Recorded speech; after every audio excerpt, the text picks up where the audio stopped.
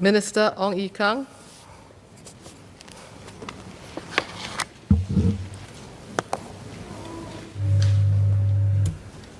Madam Chair, I'll try to get all my dates and all my numbers right. Thank you. Madam Chair, I'll be talking about electric vehicles. Throughout my speech, I will refer to electric vehicles as EVs. Then as for traditional vehicles running on fossil fuels through an internal combustion engine, I will just refer to them as ICEs.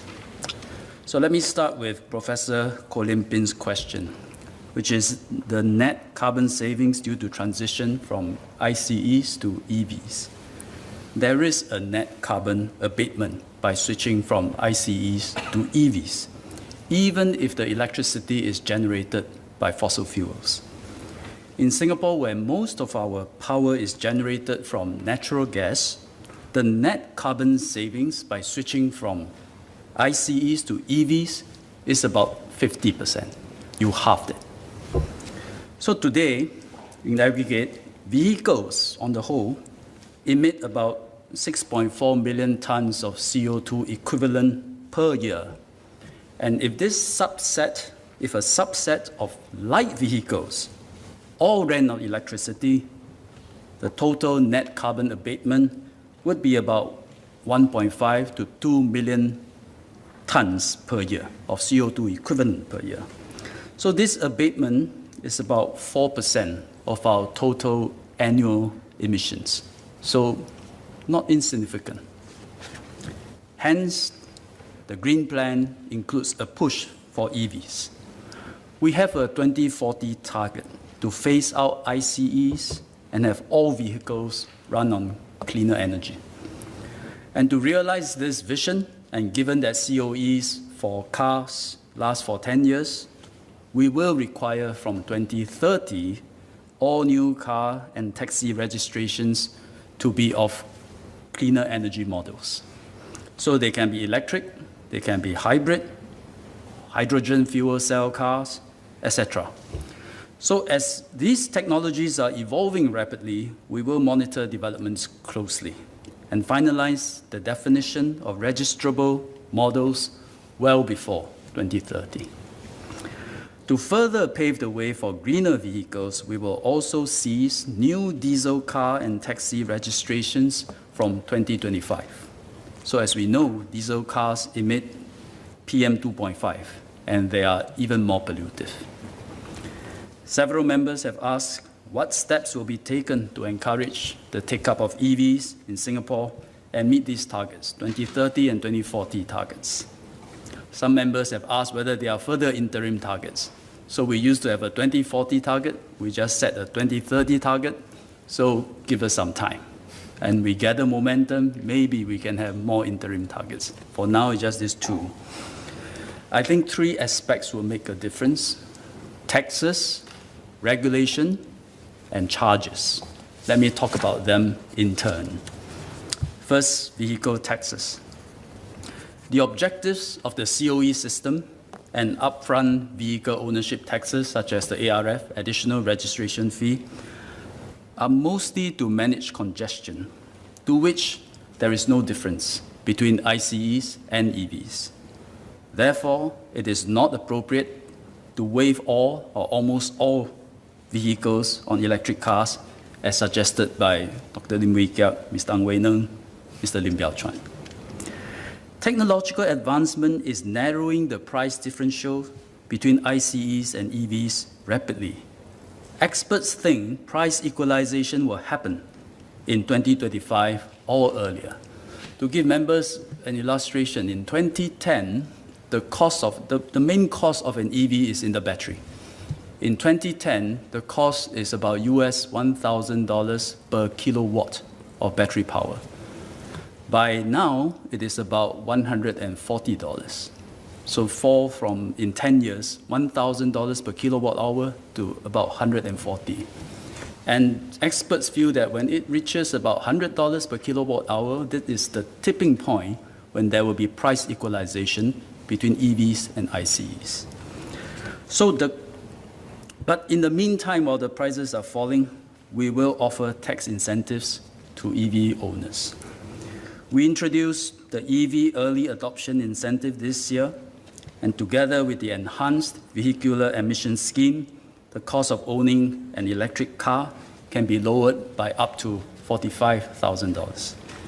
Since the start of the year, there have been about 100 new electric car registrations.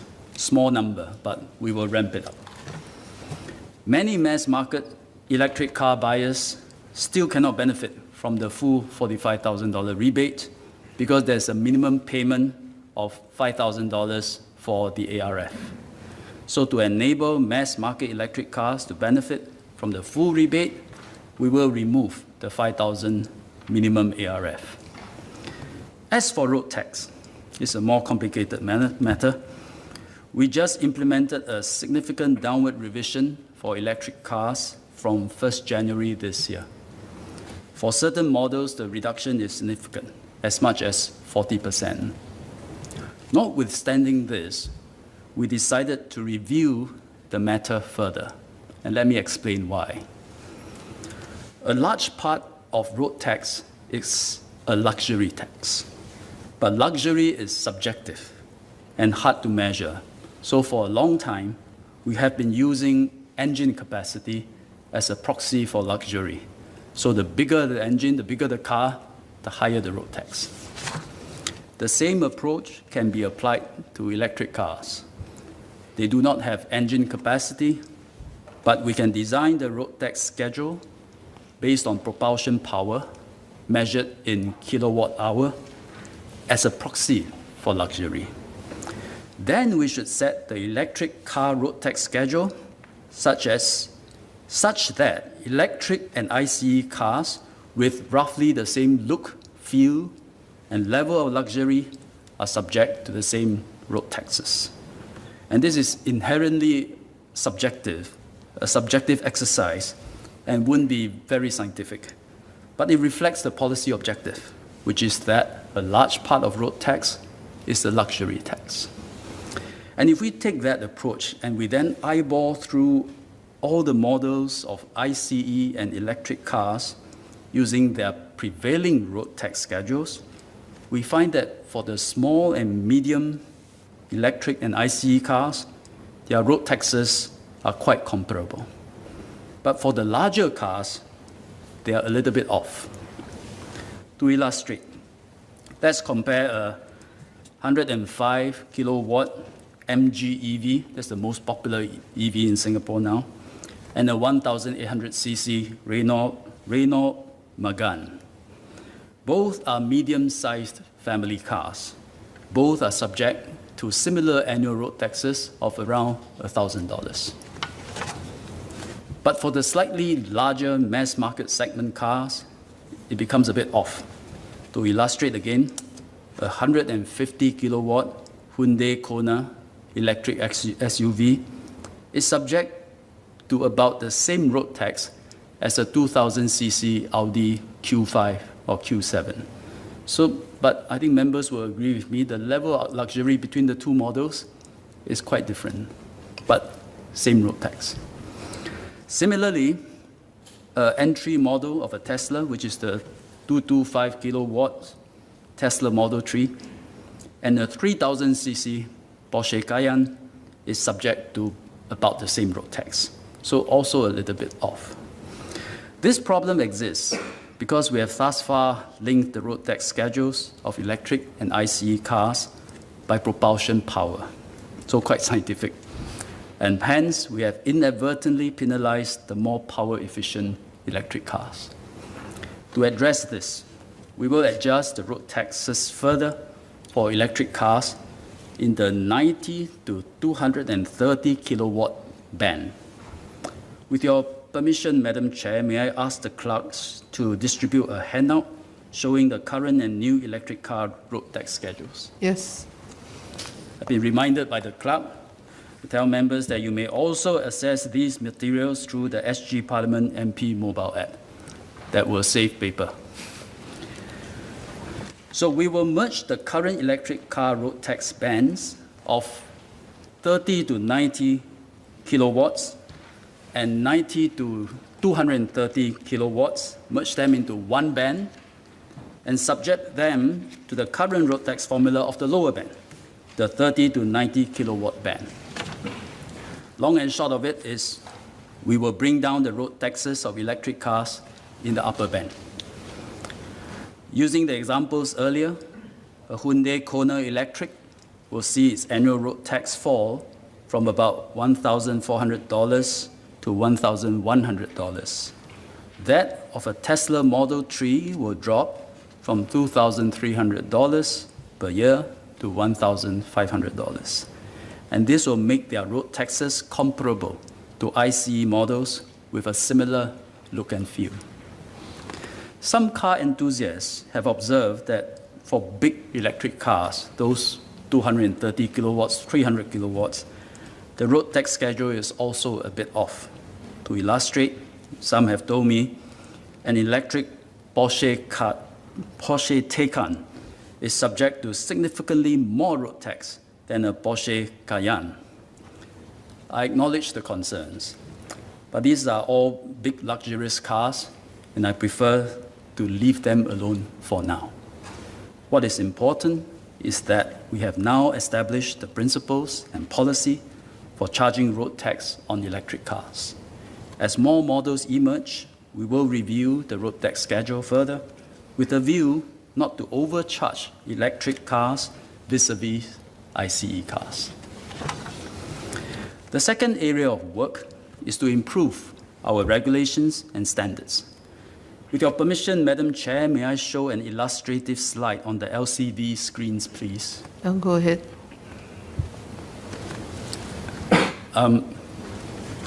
Members may be wondering what these are. These are not the latest emojis. They are different kinds of plugs for EVs used around the world. And we have settled on two of these plugs, the one that is with a red border around it. So it's Type 2 for AC charging and CCS2 for DC charging. And these are the most widely adopted now internationally. And we'll adopt these as our national public charging standards. The set of technical standards and safety precautions that govern EV charging systems in Singapore is called the TR25, Technical Regulations 25. It is administered by the EMA, or Energy Market Authority.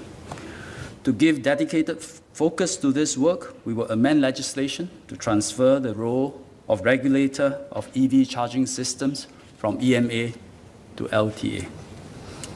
LTA is also leading a comprehensive review of TR25 in partnership with industry players and various stakeholders and experts.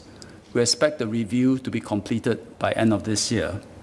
The idea is to make TR25 friendly to industry development while ensuring safety. While the review is ongoing, LTA plans to set up regulatory sandboxes for commercial players to test and introduce new charging solutions.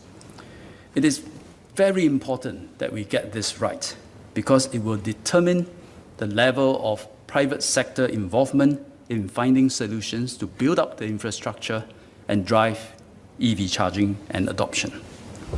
A couple of members also raised the issue of disposal and recycling of EV batteries. This comes under the regulation of NEA and will be addressed at the MSC COS speeches later.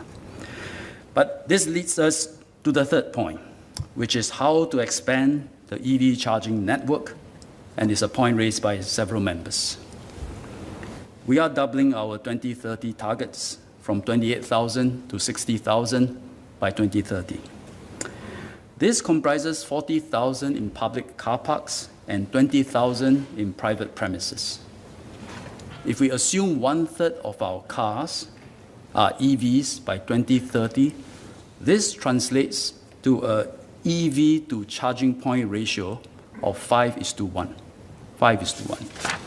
And this ratio is better than many public estimates of the optimum ratio, which ranges from 10:1 to 5:1.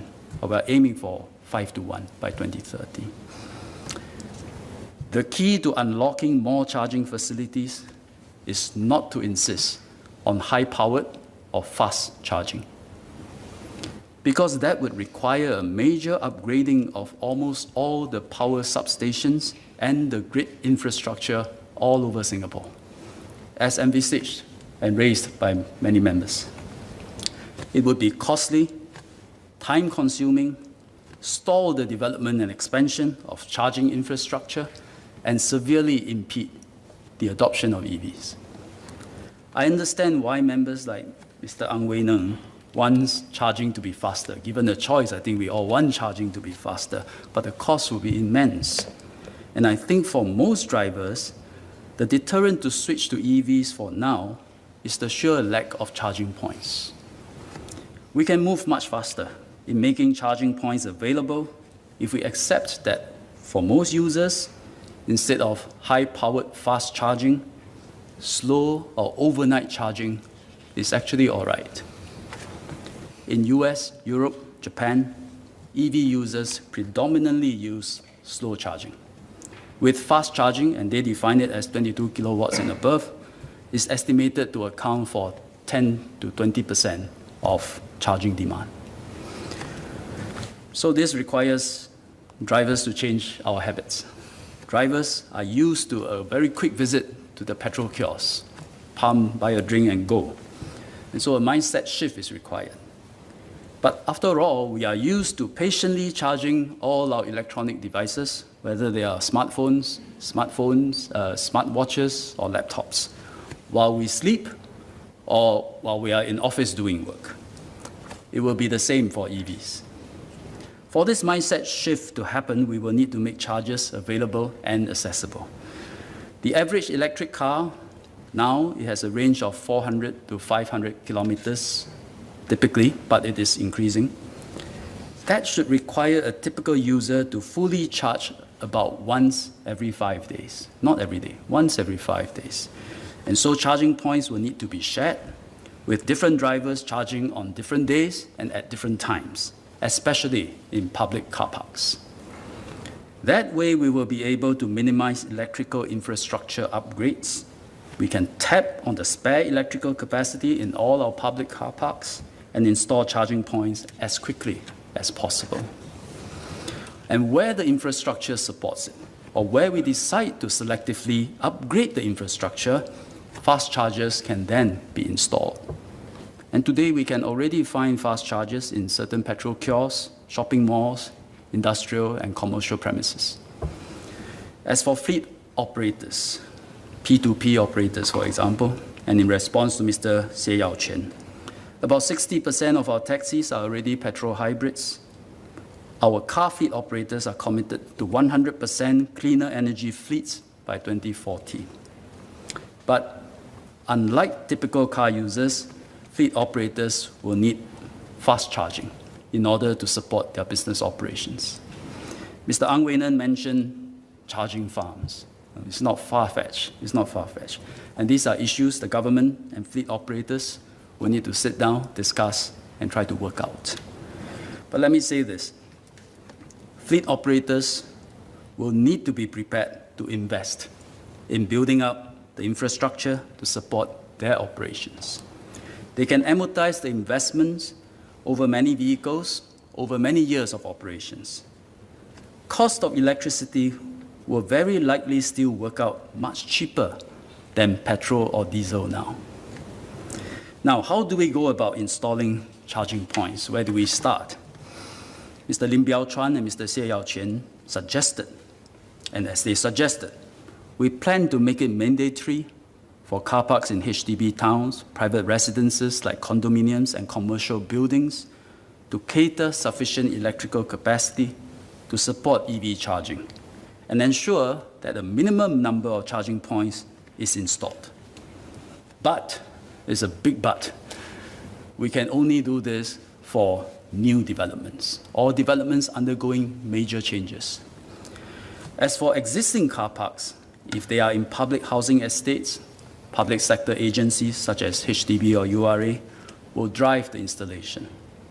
We will implement these in phased packages, well spread across the island, and we will take a town-centric approach. We aim to have at least 7 EV-ready towns by 2025, where every HDB car park in those towns will be fitted with charging points. And they are, in alphabetical order, Ang Mo Kio, Bedok, Choa Chu Kang, Jurong West, Punggol, Queenstown, and Sembawang. I should really add Tengah, which I think will be a new town as well. So there'll be 8.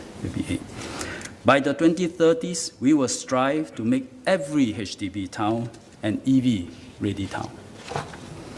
For non-landed private residences, such as condominiums, in fact, mainly condominiums, we will introduce an EV common charger grant to catalyze implementation. This is part of the 30 million allocation announced in the budget to kickstart the build-up of the EV charging infrastructure. Condos will be able to apply for the grant to defray part of the cost of installing a charger, subject to a quantum cap per charging point. This will be made available to the first 2,000 chargers installed from July 2021. LTA will release more details. But there is another practical problem which Mr. Lim Biao Chuan has mentioned. To install charging points in condominiums, the MCST will need to convene general meetings and seek approval, which may not be forthcoming even with a grant. The private sector can provide a solution. There are already a number of EV charging players, such as SP Mobility, Greenlots, and Charge Plus, some of which are prepared to undertake all the upfront installation costs in return for a period where they can collect charging revenue. So the right tender specifications and commercial model can get this going. Today, several such projects already exist. They price charging at about 39 to 50 cents per kilowatt hour. And this covers the cost of electricity, the grid charges, installation costs, plus their margin. What does this translate into? 39 to 50 cents per kilowatt hour translate to about 7 to 9 cents per km travel, which I think is competitive and attractive. Madam Chair, I just outlined the key steps we will take to drive EV adoption. In many countries, intercity driving is common, and that causes a lot of anxiety amongst EV users because they are afraid of battery depletion. Middle of the highway, you run out of battery, you're in trouble. But with our urban environment, Singapore is quite ideal as a test bed for the rapid adoption of EVs. We can be at the forefront of this technology to advance this significant thrust of the Green Plan. Thank you, Madam Chair.